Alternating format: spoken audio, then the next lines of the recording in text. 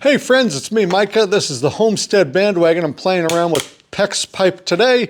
There's something I was trying to figure out that I couldn't find any answers to online, which is, can you use PEX A interchangeably with PEX B? So can you take a PEX B pipe and use a PEX A expansion fitting and hook it up to a PEX A fitting? Can you take some PEX A and some PEX B fittings? Can we use PEX A with PEX B fittings and clamp rings and crimp rings? And can you use these push-to-fits with the PEX A, the PEX B? What's the difference between all these PEX things? That's what we're going to get into today. We'll talk about the difference between PEX A and PEX B and the different fittings and whatnot. As a quick side note here, I'm not a professional. Okay, I just dress like one. So, you know, if something I'm doing doesn't work for building codes or whatever, you know, that's your problem, not mine. I'm just farm rigging stuff, and this is stuff that's worked for me. Let's get on with it. Okay, so I got two colors of PEX here to make it easy. PEX B is the blue one, PEX A is this one. A couple quick differences between the PEX pipes, and then we'll get into the important stuff, which is interchanging the fittings. So PEX A is way easier to work with.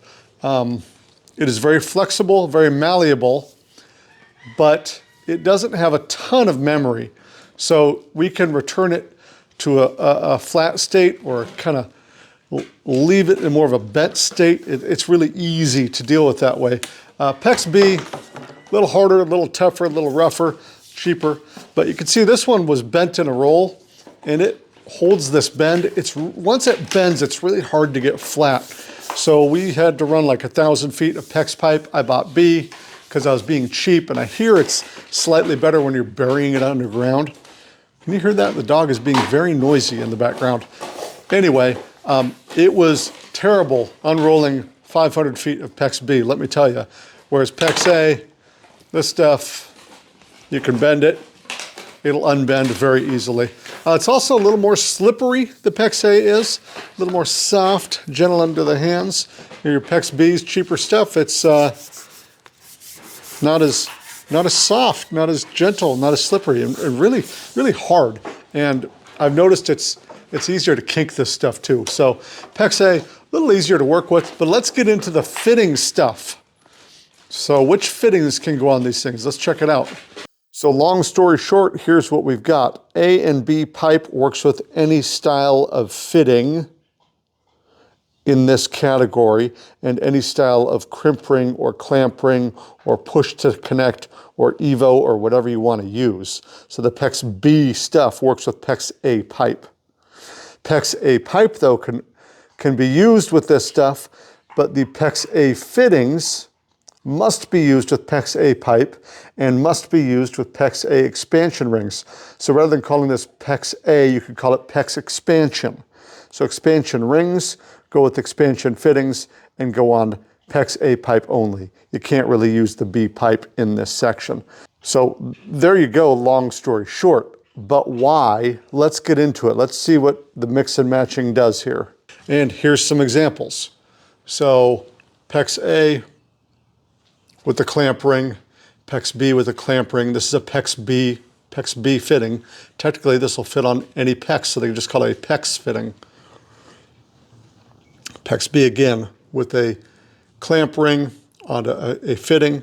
Here's some PEX A with a crimp ring, PEX B with a crimp ring as well. PEX A jabbed into this press to fit fitting, which I really like because you can swivel your stuff. PEX B obviously works into that. And then here's an Evo PEX on the B, which we knew would work. And then here's some PEX A with an Evo PEX on it as well. So PEX A pipe, you could use any fitting style you want, any crimp or clamp style you want. But if you have a PEX A fitting, and this one got misfit. Let me take this off real quick so we can see what this looks like underneath. Okay, so here is a PEX A fitting. I know this is a PEX A fitting because it's really, really, really expensive. High quality, but expensive. And I have it connected to some PEX A here with one of these PEX expansion rings. So if you've never seen how this is done, this expansion ring goes on the PEX A pipe. Let's get it on here. And you got a tool that expands this, and it makes it big enough so it can go over this fitting and connect to it. And if you're a Rockefeller, this stuff's great. These fittings are expensive. The tool to open these up is expensive. I bought a used one that you use manually on eBay. It was less expensive and it smells really bad. But anyway, PEX A will only work with PEX A fittings and PEX A expansion rings. The idea here is that the opening is larger than the opening on your PEX B fitting. So these are both 3/4 size, but look at how much bigger this opening is than this one, because this thing has to be small enough for the pipe to fit over. This one's larger, the pipe gets stretched out and goes over the top of it. So you can use PEX A with this because PEX A has expansion rings that work with PEX A. If you try to use one of these fittings with PEX B, the first problem you're going to have is that the pipe won't fit over the fitting. Not compatible. The second problem you're going to have is if you try to use one of these expansion rings, with PEX B, the expansion ring will go over it. That's no problem. And you could stretch this and put it over the pipe, but I did that here with this piece of PEX B, and there's some movement and some air gap in here. Here's another piece of PEX B that I did it with, and it never quite shrunk down to the correct size. So it stayed pretty loosey-goosey. I've heard people say you can do this in a pinch, but we don't want to do this for pressure applications or in a wall. We don't want to put B pipe on A fittings. It just doesn't work. Now, could you use a PEX B crimp or clamp ring with the PEX A fitting? The answer to that is also no. It won't work. See, this pipe won't slide over to this.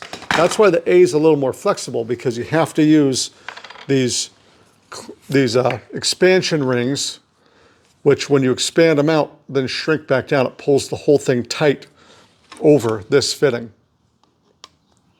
Okay, so we know that the PEX A or expansion fittings only work with PEX A pipe and expansion rings, but could you, in a pinch, use a PEX B fitting with the expansion ring and pipe? And the short answer is no, it doesn't work. Reason being that the expansion ring is too big around and it doesn't clamp down any further. So we could just throw this fitting in here and then just pull it right out. And if you expand this expansion ring, it won't get any smaller. It actually stays puffed out just a tiny bit to allow it to sit on top of this A pipe. So you can really see a huge difference in the inside diameter. These are both 3/4 inch fittings. And so this is why a lot of people like PEX A, because they say it doesn't restrict flow as much as these do, because these depend on this pipe getting squashed down further to fit over it. So if you want to go buy a $400 tool to have pretty expensive fittings with PEX A pipe, go for it. Otherwise, use your PEX A pipe and PEX B fittings, and you're kind of getting the best of both worlds, I think. You know, you're getting this nice, easy to work with pipe. It's more expensive than B, but really easy to work with, and it's kind of translucent too. That might do something for you on cheaper fittings and clamp systems. So there you go. Now, if you don't believe me, that's fine. I'm sure people will say, oh, no, you can't do that. In my cellar, our water system does exactly this. I've got a transition where there's some PEX A. We transition to PEX B using some PEX B, a PEX B T, just like this, with some clamps on it, or crimp rings. I can't remember what they call the difference of these things. And it's under pressure. It holds pressure fine. We'll go check it out right now. So here's some PEX A we connected to PEX B with a PEX B connector, or PEX B fitting. using PEX B clamps. Works fine, there's no drips, there's been tons of water moving through this, so that can be done, no problem. It's right there, PEX A connector, PEX A expansion rings.